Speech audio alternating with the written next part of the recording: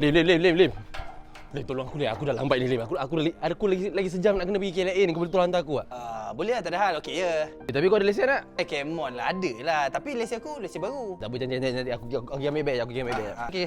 Cepat. Dan Tayar Lim. dalam keadaan yang baik. Semen sisi dalam keadaan Lim, aku dah lambat ni Lim. Tak payah nak dekat keadaan baik tak payah. Aku dah lambat ni. Jom. Tapi aku belajar macam ni. Tak, kau belajar lah. Tapi dah dapat lesen dah kan? Dah. Aku dah lambat ni Lim. Tolong Lim. Jom. Lim, kau tak payah semua nak keadaan baik. Tak payahlah kau ikut bawa protokol kau pergi Sebelum ambil. tu, signal dalam keadaan yang baik, Lim. cermin pandang belakang dalam keadaan yang baik. Yelah, aku dah lambat. Muka tak baik. Jangan hina aku macam tu Lim. Aku dah lambat ni Lim. Cepat Lim. Abang, aku kalau baru belajar kereta, kau jangan nekan-nekan. Kau dalam keadaan baik dah setengah jam. Bonggol dalam keadaan yang baik. Bonggol bukan dalam keadaan baik. Apa dia? Kanak-kanak melintas. Tak ada kanak-kanak ini. Dekatnya. La ilaha illallah, cepat Lim. Aku baru belajar kereta ni. Iya. Lim, laju sikit Lim. Aku tak boleh laju.